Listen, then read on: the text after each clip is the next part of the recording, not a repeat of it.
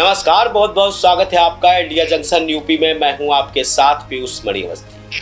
भारत के नवरत्नों में एक नायाब रतन यानी रतन टाटा का 9 अक्टूबर को देहांत हो गया।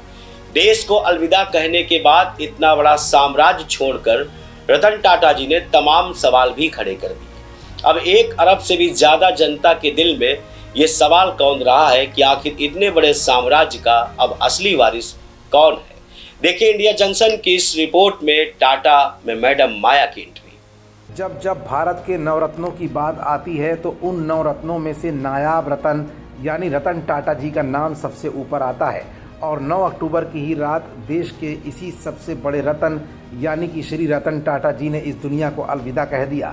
86 साल की उम्र में रतन टाटा ने देश को उन्नति की उन ऊंचाइयों तक पहुंचाया जिसका सानी शायद ही कोई बड़ा बिजनेसमैन होगा। टाटा की इतनी बड़ी सल्तनत, टाटा ग्रुप का नाम और टाटा की कार्यशैली से पूरी दुनिया वाकिफ़ है। लेकिन अब उनके इस दुनिया से जाने के बाद इतने बड़े साम्राज्य का उत्तराधिकारी कौन होगा, इस बात का सवाल भी आम जनमानस से लेकर भारत के तमाम बुद्धिजीवियों तक के जहन में गूंज रहा होगा। यूँ तो टाटा का भले ही कोई वारिस ना हो, लेकिन टाटा में काम करने वाला एक शख्स ऐसा भी है जो टाटा जी का खास हुआ करता था। क्या वो अब इस साम्राज्य का उत्तराधिकारी बनने जा रहा है? ये कुछ ऐसे सवाल हैं जो देश की 1 अरब से भी ज़्यादा जनता के जहन में चल रहे होंगे। तो इस बात का जवाब भी अब आप जान ही लीजिए। दरअसल टाटा जी के देहांत के बाद इस बात के कयास भी लगाए जा रहे हैं कि उत्तराधिकारी की इस रेस में सबसे पहला नाम किसका हो सकता है। तो वो नाम है माया टाटा का। 34 साल की माया टाटा का रिश्ता रतन टाटा से क्या है और वो उत्तराधिकारी बनने की दौड़ में क्यों सबसे आगे हैं, तो अब इसका भी जवाब आप जान ही लीजिए।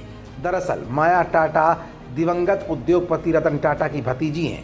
34 साल की माया रतन टाटा के सौतेले भाई नोएल टाटा और साइरस मिस्त्री की बहन आलू मिस्त्री की बेटी हैं। माया टाटा ने बेयस बिजनेस स्कूल और वारविक यूनिवर्सिटी से पढ़ाई करने के बाद टाटा अपॉर्चुनिटीज़ फंड और टाटा डिजिटल में कई बड़े बड़े ओहदों पर काम भी किया है।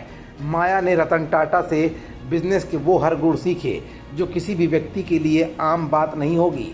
यही नहीं, आज सोशल मीडिया ऐप पर जिस टाटा नियो का जलवा बरकरार है उसका श्रेय भी माया टाटा को ही जाता है।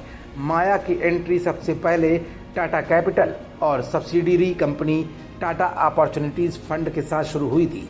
माया ने अपना पोर्टफोलियो वहां से मजबूत किया और फिर माया ने टाटा डिजिटल से जुड़कर एक बेहतर लीडरशिप का हुनर भी सीखा। अब तक माया रतन टाटा जी से बिजनेस के वो सारे दांवपेच भी जान चुकी थी जो वाकई में रतन टाटा जी के बिजनेस स्किल्स को जानने के लिए बेहद ज़रूरी थे। ऐसे में माया टाटा को टाटा ट्रस्ट की जिम्मेदारी भी सौंपी जा सकती है। फिलहाल टाटा ग्रुप के चेयरपर्सन इस समय एन चंद्रशेखर हैं, लेकिन निधन से पहले तक टाटा ट्रस्ट के चेयरमैन रतन टाटा ही हुआ करते थे, जिन्होंने अपने जीते जी अपने सक्सेसर यानी उत्तराधिकारी की घोषणा नहीं की थी। ऐसे में माना जा रहा है कि अब पूरे ट्रस्ट की जिम्मेदारी माया टाटा को ही सौंपी जा सकती है।